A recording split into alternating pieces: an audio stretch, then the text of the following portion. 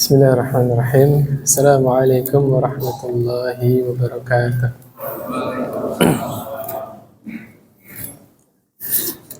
Alhamdulillah wassalatu wassalamu ala Rasulillah wa ala alihi wa ashabihi wa man tabi'ahum bi ihsanin ila yaumiddin wa ba'd.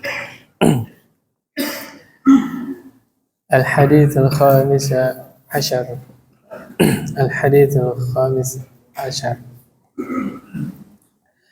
عن أبي هريرة رضي الله عنه عن رسول الله صلى الله عليه وسلم قال من كان يؤمن بالله واليوم الآخر فليقل خيرا أو ليصمت. Dari Abu Hurairah radhiyallahu anhu dari Rasulullah sallallahu alaihi wasallam, beliau bersabda, siapa yang beriman kepada Allah dan hari akhir, falyaqul khairan aw liyasmut.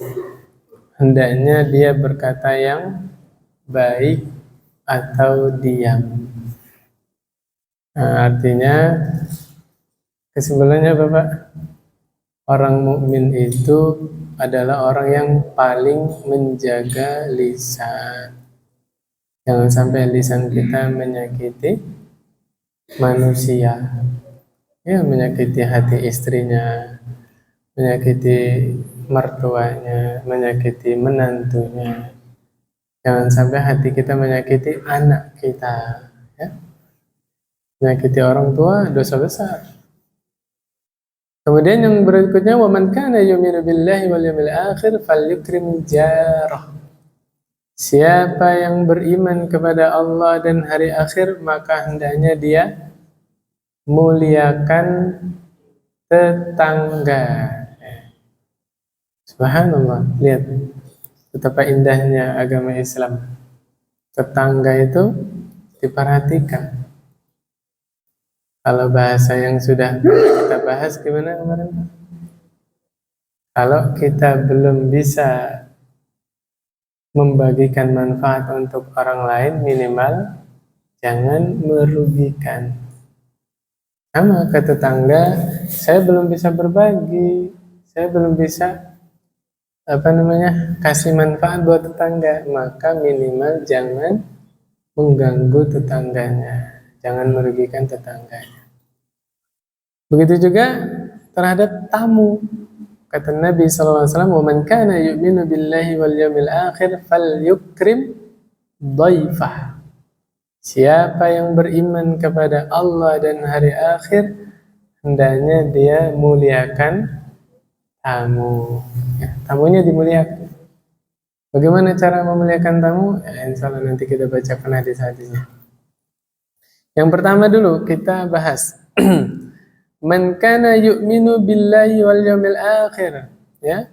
Nabi bersabda sallallahu alaihi wasallam, siapa yang beriman kepada Allah dan hari akhir, falyaf'al kadza wa kadza, lakukan ini dan ini, gitu kan? Berarti perintah tersebut mempengaruhi keimanan. Kapan waktu kita bicara baik, iman kita akan bertambah. Kapan waktu kita diam dari berkata buruk, iman kita akan bertambah. Sebaliknya, ucapan-ucapan yang kotor, ucapan keji itu mempengaruhi keimanan seseorang. Ya, toksik atau toksik, Pak. Lihat pengaruh setelah COVID 2 tahun, Pak, ya. Anak-anak megang gadget, subhanallah, lisannya kebun binatang itu ada di mulutnya. Ya, ini nasihat buat orang-orang yang lisannya masih mudah mengumpat, mudah misuh, Pak, ya. Apa kata Allah? Wailul likulli humazatil lumazah. Celakalah orang-orang yang suka mengumpat. La haula wala quwwata illa billah. Kenapa sih nggak diganti zikir aja gitu? Kalau lagi kesel, astagfirullah, gitu kan? Kalau lagi marah, Allahu Akbar. Kenapa? Coba keselnya aja berzikir, marahnya aja berzikir. Harapannya kan kalau dia zikir ingat Allah, direm lagi ya kan, akhirnya nggak jadi berbuat yang negatif. Subhanallah. Ya berarti lisan ini, perkataan-perkataan yang keluar dari lisan kita mempengaruhi keimanan. Hati-hati. Mana tadi? Fahadhi salasatu asya'a yu'maru bihal mu'minun. Bihal mu'min. Ahaduha qaulul khair wasumtu amma siwa. Di antara yang mempengaruhi keimanan yang diperintahkan untuk orang-orang mukmin adalah berkata baik atau diam. Ya, artinya kalau kita nggak bisa ngomong baik, udahlah diam aja lah. Termasuk apa? Kewajiban seseorang diam. Kalau tidak menguasai dalam bidang tersebut. Ya, kalau kita bukan ahli kimia, ya jangan ngomong tentang kimia. Kalau kita bukan ahli kedokteran, ya jangan ngomong tentang kedokteran. Ya masing-masing hormati spesialisasi. Subhanallah. Fas'alu ahla dzikri in kuntum la ta'lamun. Bertanyalah kepada ahlinya apabila engkau tidak mengerti. وقد ورد أن استقامة اللسان من خصال الإيمان فعن أنس رضي الله عنه عن النبي صلى الله عليه وسلم. Hadis dari Anas bin Malik, semoga Allah meridainya, dari Nabi Muhammad SAW, qala, beliau bersabda, la yastaqimu imanu abdin hatta yastaqima qalbuh. Ya, keimanan seseorang tidak akan lurus sampai dia hatinya lurus. Wala yastaqimu qalbuhu hatta yastaqima lisanu. Hati seseorang tidak akan lurus sampai lisannya yang lurus. Berarti gimana nih Pak? Lisan itu mempengaruhi hati, dan hati, keadaan hati seseorang mempengaruhi iman seseorang. Kalau mau diringkas gimana? Tadi di awal, lisan seseorang itu sangat berpengaruh terhadap iman. Nah gimana? Ada orang kafir keluar dari lisannya asyhadu alla ilaha illallah wa asyhadu anna muhammadar rasulullah. Berubah nggak Pak? Berubah, itu semua dosa-dosa yang lalu itu puluhan tahun hilang semua, dihapus oleh Allah. Iya nggak Pak? Tuh, begitu besar pengaruh ucapan lisan itu. Begitu juga sebaliknya. Ada ucapan-ucapan, ya sebagian kalimat itu yang konsekuensinya itu sangat besar, yang menyebabkan seseorang itu keluar dari Islam. Na'udzubillah min dzalik. Itu lebih banyak contohnya kalau kita ngebahas tentang asma wa sifat nanti, tentang kelompok-kelompok menyimpang. Di antara ucapan-ucapan yang berbahaya ya, menganggap semua agama itu sama, semua agama mengajarkan kebaikan. Itu ucapan yang sangat berbahaya itu. Menurut orang awam mungkin bagus, tidak saling menyalahkan, biar akur, rukun, ya enggak? Tapi konsekuensinya orang yang bicara seperti itu telah merendahkan dakwah Rasulullah Sallallahu Alaihi Wasallam. Seandainya semua agama itu baik, buat apa Nabi dakwah mati-matian? Para sahabat terbunuh di medan perang, ngajak manusia supaya masuk Islam, ya enggak? Lihat, subhanallah. Maka betullah yang dikatakan Al-Imam Al-Bukhari rahimahullah, al-ilmu qabla al-qawli wal-amal. Wajibnya berilmu sebelum dia berucap, sebelum dia beramal. Berilmu dulu. Akhirnya seorang mukmin ketika berucap, ketika beramal, di atas keyakinan, di atas keteguhan, tidak ada ragu-ragu. Jelas. Mengucapkan selamat Natal haram, rokok haram, jelas. Nggak ragu-ragu. Ya, subhanallah. Kemudian berikutnya, An Abdullah bin Amr bin al-As anin Nabi sallallahu alaihi wasallam qala. Dari siapa ini? Sahabat Abdullah ibnu Amr ibnu As. Rasulullah sallallahu alaihi wasallam bersabda, "Man somata naja." Siapa yang diam selamat. Subhanallah. Kadang-kadang diam itu apa ya? Diam itu emas, betul ya? Terus kalau istrinya minta emas, bapaknya diem.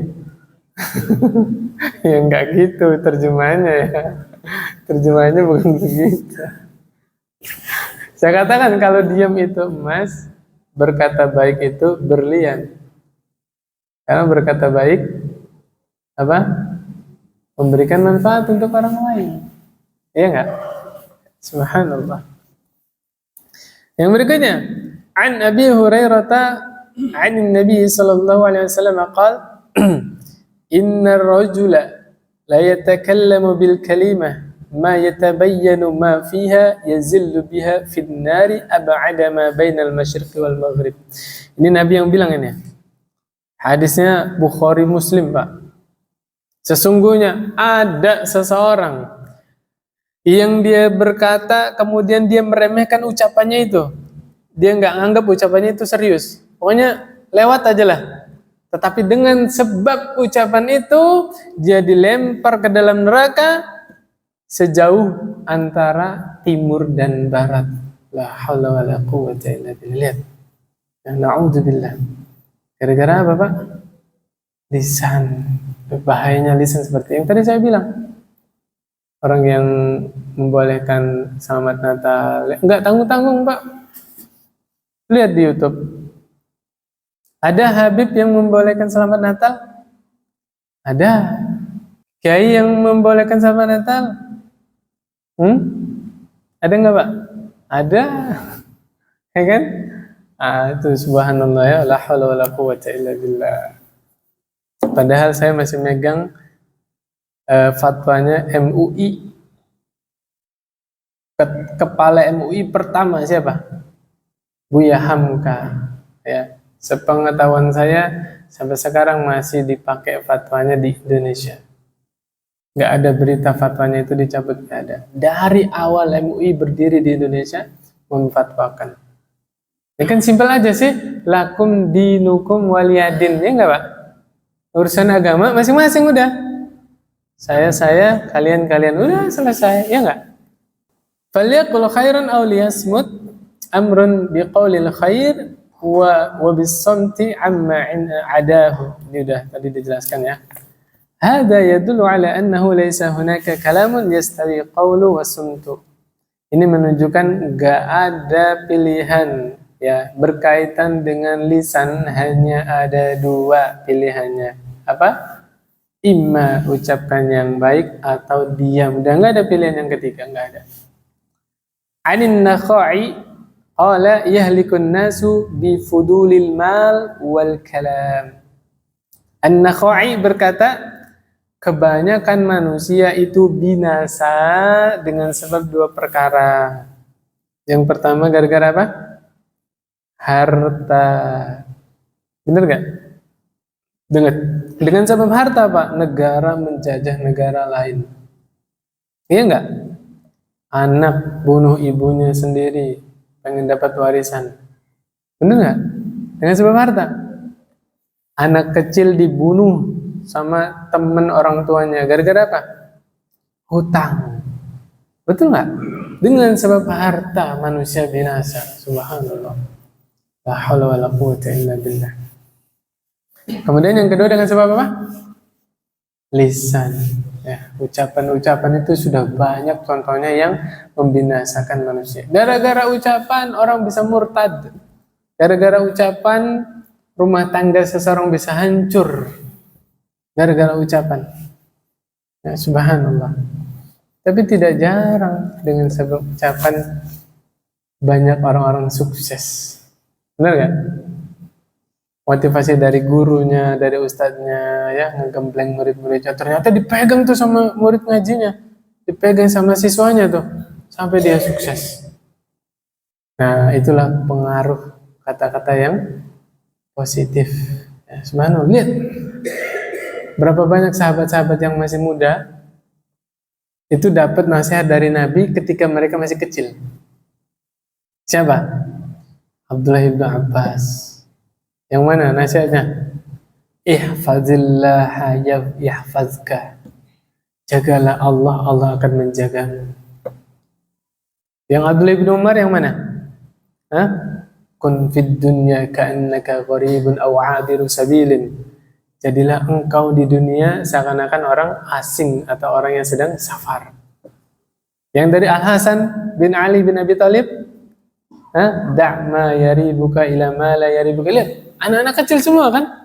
Ya, sahabat-sahabat junior. Sekali ucapan itu didengar, membekas di dalam hati, dipegang jadi pegangan hidup. Subhanallah. Nah, berarti jangan ragu-ragu, Pak. Kita ucapkan ucapan yang positif untuk anak-anak kita. Ini contoh kecil nih. Misalnya bapak-bapak ada yang ngajar ngaji ya. Ada tuh yang pesimis. 2 pekan halaman itu aja nggak pindah-pindah. Misalnya ya, apa saya ini nggak bisa atau gimana? Akhirnya muridnya pesimis. Nah, sini nah.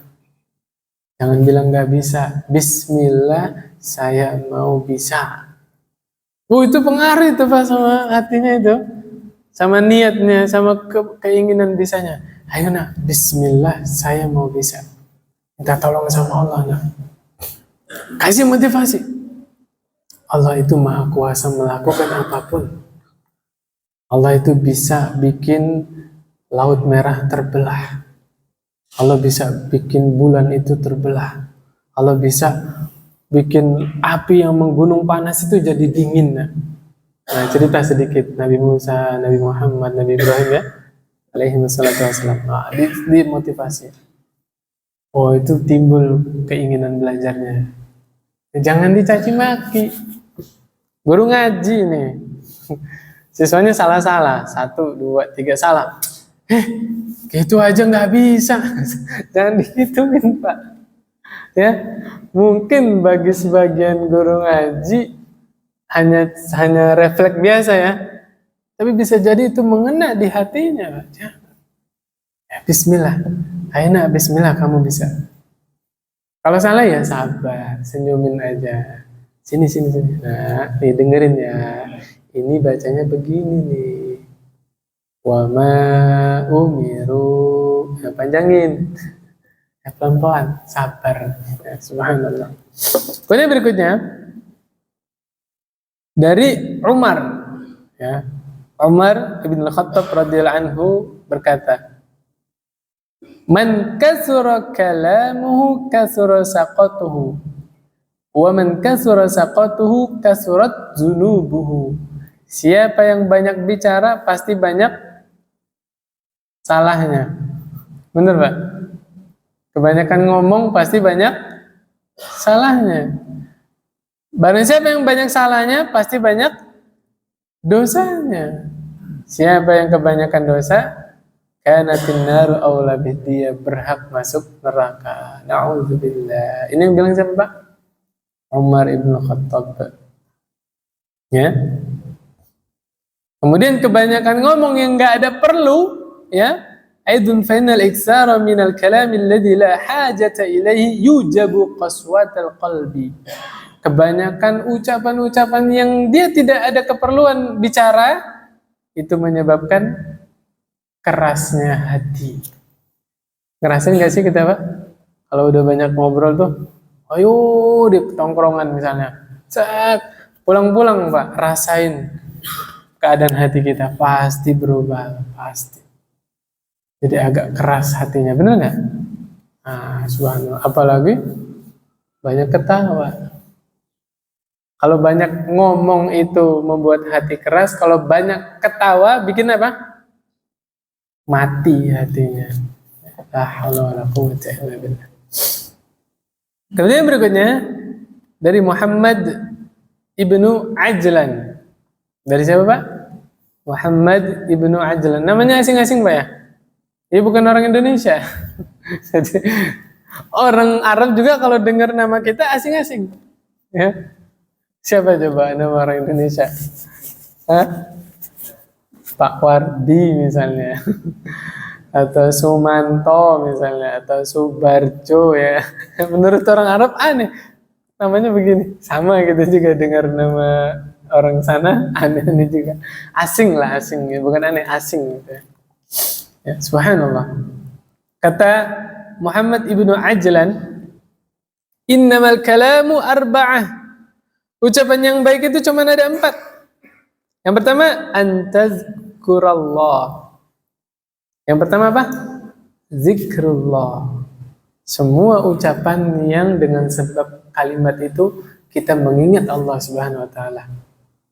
Apalagi kita berucap itu menyebabkan orang lain juga ingat kepada Allah. Nah, itu ucapan yang paling terbaik itu. Ya, saya ulangi ya. Ucapannya bagaimana, Pak? Ucapan yang ketika ucapan tersebut keluar menyebabkan kita dan yang mendengar yang lain mengingat Allah Subhanahu wa taala. Terus apa lagi? Yang kedua, wattaqra'al Qur'an. Engkau membaca Al-Qur'an. Kalau kita lagi pengen banyak omong, ya lagi semangat nih, alihkan suaranya untuk baca Al-Qur'an. Siapa yang masih ingat ucapannya Utsman bin Affan? Gimana tuh? Hah?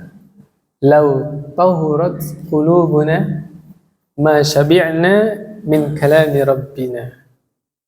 Seandainya hati kita suci, kita tidak akan pernah puas dari kalam Rabb kita. Maksudnya apa itu? Orang yang hatinya bersih gak akan pernah puas dari membaca Al-Quran. Ya, hatinya bersih. Nah, itu ada hadisnya di Al-Bukhari itu Pak, di Sahih Bukhari. Ukuran hati seseorang sehat itu apa? Sehari baca Al-Qurannya 1 juz. Ada itu di Sahih Bukhari. Masih ingat kisahnya siapa? Abdullah bin Amr bin As. Yang ketika beliau dijodohin sama bapaknya nikah, masih ingat? Subhanallah, berapa lama itu ternyata istrinya nggak disentuh, ketahuan sama mertuanya perempuan ini. Bapaknya Abdullah bin Amr bin As, berarti siapa sahabat? Amr bin As nengokin menantunya kan, gimana keadaanmu? Baik. Suamimu gimana? Baik. Ya gimana nggak baik? Orang malam sholat malam, siang puasa sunnah. Boleh mengeluh lah, tapi semenjak kita nikah, saya nggak pernah disentuh sama suami saya. Subhanallah, ada model begitu Pak di zaman Nabi itu Pak. Coba yang saya takjub itu subhanallah, bersihnya hati Rasul Sallallahu Alaihi Wasallam. Coba kalau kita zaman sekarang ngedenger ada orang nikah, kemudian istrinya nggak disentuh nih, sepekan, 2 pekan, sebulan, 2 bulan, apa yang ada di kepala kita? Normal nggak nih orang? Itu karena hati kita penyakit, Pak. Lihat hati Nabi, bersih banget. Ketika kisah ini sampai kepada Nabi, Abdullah didatengin ke Nabi, apa yang diucapkan Nabi? Wahai Abdullah, kamu berapa kali khatamin Quran? Tuh husnuzonnya, subhanallah. Lihat, emang asalnya itu mukmin sama mukmin harusnya husnuzon, Pak. Wajib husnuzon. Makanya ketika Abdullah sampai kepada Nabi beritanya seperti itu, Nabi nggak nanya macam-macam. Abdullah, kamu khatam Qurannya gimana? Apa kata Abdullah? Kullal lailah, setiap malam. Pantas istrinya nggak disentuh. Habis malamnya buat apa? Salat malam. Ya. Khatam Quran salat malam ya. Subhanallah. Kan bisa siangnya puasa Pak. Ala kulli hal di situ hadisnya itu Nabi menyarankan Abdullah Iqra'il Quran fi kulli syahrin. Khatamkan Quran sebulan sekali. Ini saran dari Nabi, Pak. Nabi yang menyarankan. Jadi seorang muslim itu punya wirid sehari berapa? 1 juz. Bismillah, Pak. La yukallifullahu nafsan illa wus'aha. Ya, ketika syariat mendawamkan wirid seseorang sehari 1 juz, berarti dia itu mampu. Benar nggak, Pak? Kita ini semua mampu, Pak. Cuma pertanyaannya, mau nggak? Nah, itu pertanyaannya. Benar nggak sih, Pak? Nah, bentar lagi Ramadan nih, Pak. Jadikan latihan, ajang latihan. Kalau Ramadan bisa 3 kali khatam, 2 kali khatam, bismillah setelah Ramadan harus kebawa kebiasaan tadarusnya. Bismillah, Pak, azam. Wa idza azamta fatawakkal 'ala Allah. Gimana caranya? Nah, cara yang paling efektif biar kita istiqomah. Caranya gimana, Pak? Jadikan kematian di hadapan kita. Orang kalau ngerasa, jangan-jangan hari ini hari terakhir saya di dunia. Itu baca Quran itu, Pak. Malam juga kalau kita menjelang tidur ingat kematian, nggak jadi tidur, Pak. Wudu dia. Termasuk orang yang husnul khotimah, sebelum tidur dia sudah wudu, sholat sunnah, istighfar, bertaubat. Tidur nggak bangun lagi, husnul khotimah, Pak. Sebelum tidur sudah bertaubat. Subhanallah.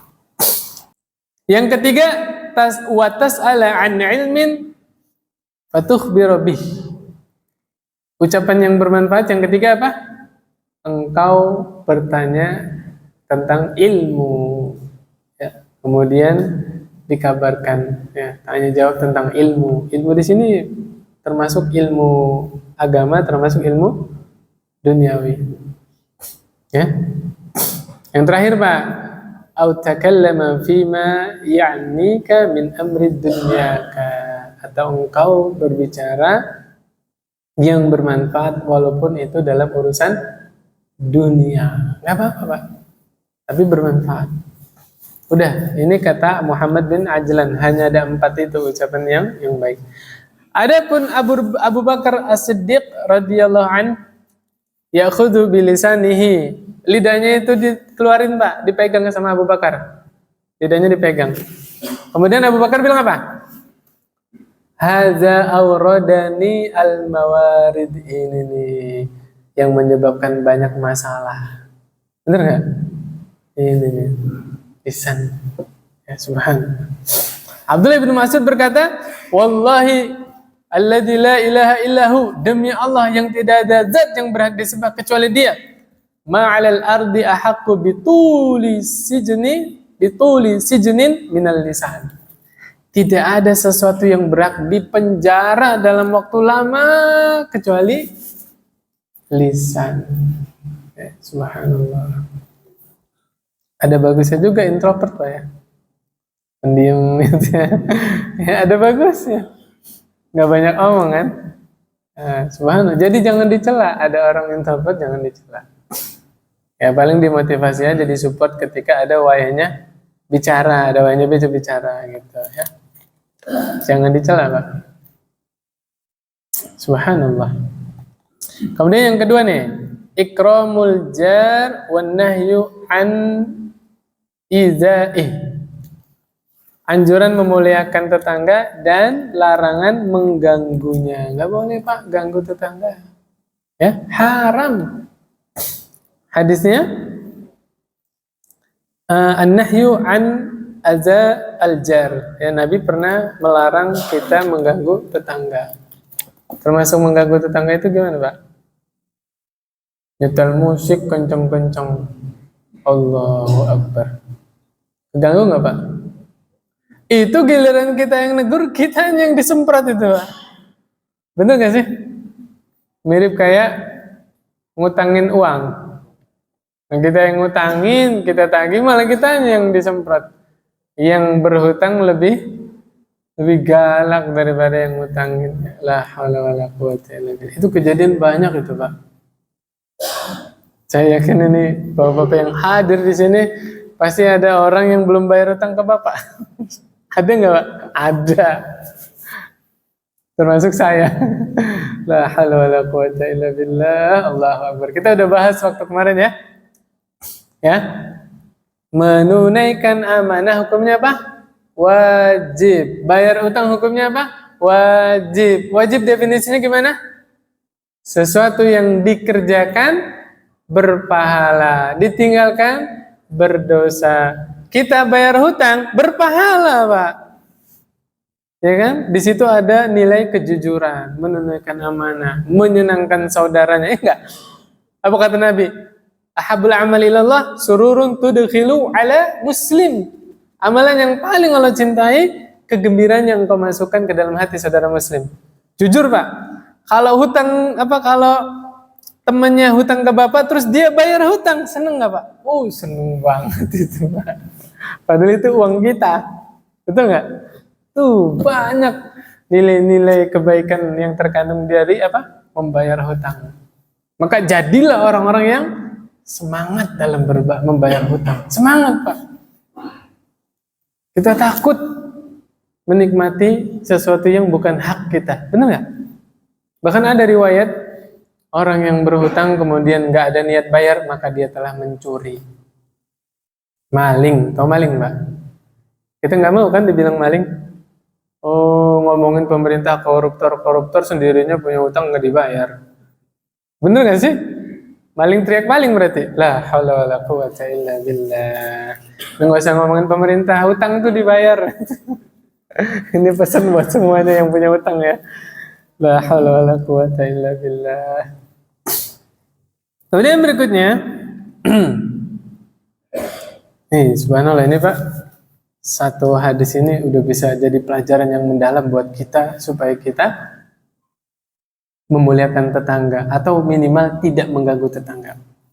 Nabi SAW bilang kepada Miqdad ibn al-Aswad, Al-Miqdad ibn al-Aswad. Kata Rasulullah SAW, "Ma taquluna fi zina?" Nabi nanya kepada sahabat. Kata sahabat, "Haramun harramahullahu wa rasuluh. Fahuwa haramun ila yaumil qiyamah." Ini metode salah satu metode Nabi ngajarin agama itu tanya jawab. Nabi tanya kepada sahabat, "Apa pendapat kalian tentang zina?" Kata sahabat, "Haram. Allah dan Rasulnya mengharamkan dan akan tetap haram sampai hari kiamat." Tuh, tegas. Itu manhaj para sahabat tegas, Pak. Ya mungkar, jelasin, tegasin. Jangan disembunyikan kebenaran. Yang tegas, Pak. Ketika kalau nasihatin anak, tegasin. Jangan diperhalus bahasanya. Masih ingat, Pak? Salah satu cara, trik setan menggoda manusia dengan apa? Memperhalus bahasa. Ya, punten ini ya. Ini secara umum, tidak memfani siapa-siapa. Pelacur. Diperhalus jadi apa? Pekerja seks komersil. Akhirnya orang nggak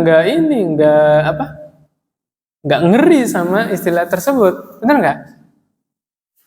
Apa lagi? Prostitusi. Namanya apa? Tempat hiburan.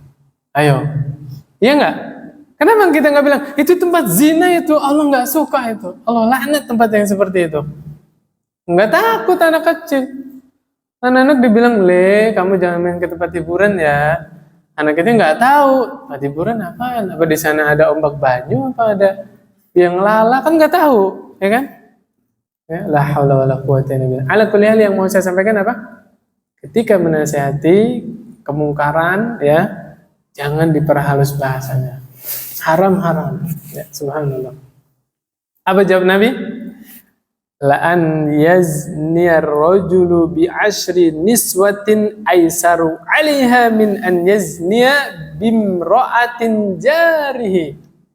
Sungguh seseorang berzina dengan 10 perempuan itu lebih ringan daripada dia berzina 1 kali dengan istri tetangganya. Allahu akbar.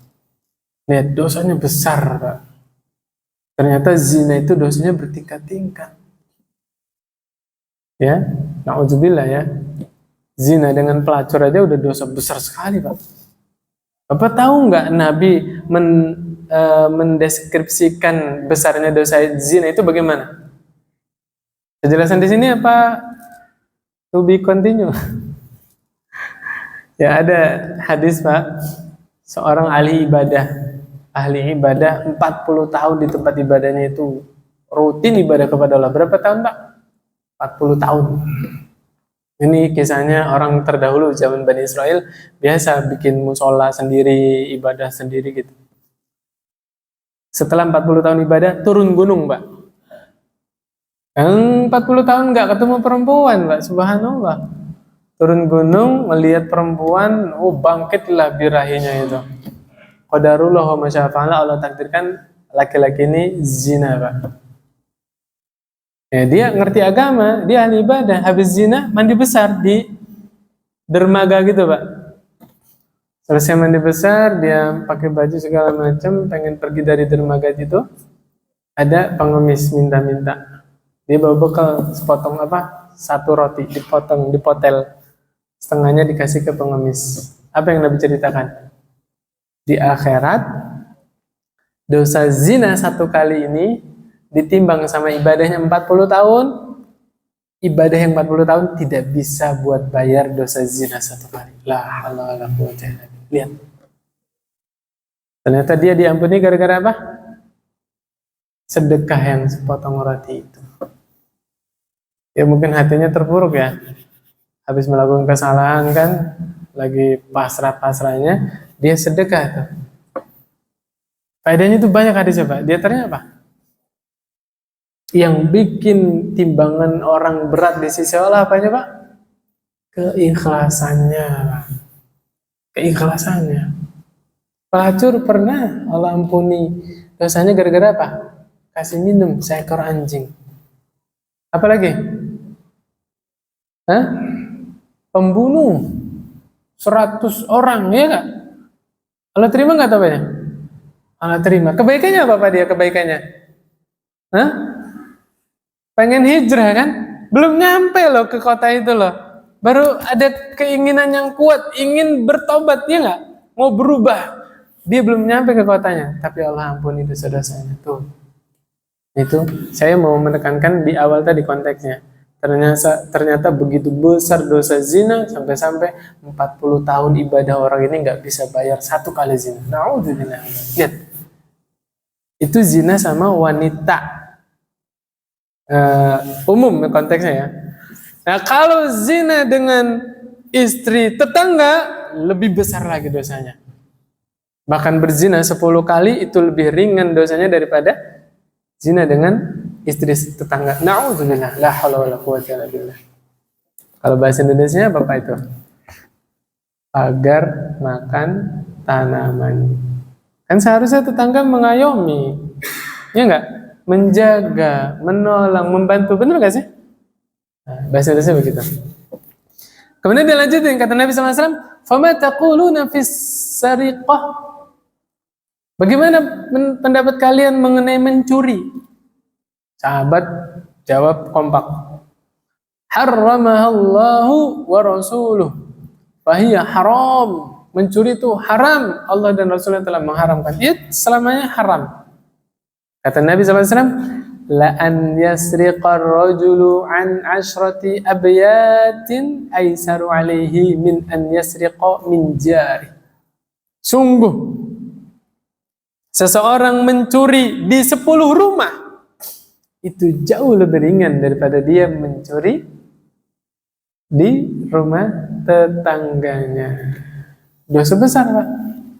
Jadi mencuri juga ada tingkatan-tingkatannya. Sebagaimana zina itu ada tingkatan-tingkatannya, mencuri juga ada tingkatan-tingkatannya ya. La haula wala quwwata illa billah. Kemudian berikutnya Nabi SAW bersabda, wallahi la yu'minu. Wallahi la yu'minu. Wallahi la yu'minu. Sampai 3 kali Pak Nabi ngulang. Demi Allah dia tidak beriman. Demi Allah dia tidak beriman. Demi Allah dia tidak beriman. Sahabat nanya, ya Rasulullah, man? Siapa ya Rasulullah yang engkau maksud? Apa kata Nabi? Man la ya'manu jaruhu bawa'iqahu. Yaitu tetangga yang tidak merasa aman dari gangguan dia. La ilaha illallah. Berarti mengganggu tetangga yang diancam apanya? Imannya. Ya, termasuk keimanan seseorang yang sempurna adalah tetangganya nyaman tinggal di samping dia. Ya, la haula wala quwata illa billah. Nah, nggak beres ya. Yang memuliakan tamunya nggak kebahas.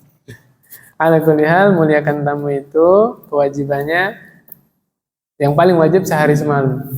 Jadi hari pertama kita kasih hidangan spesial. Beli apa gitu.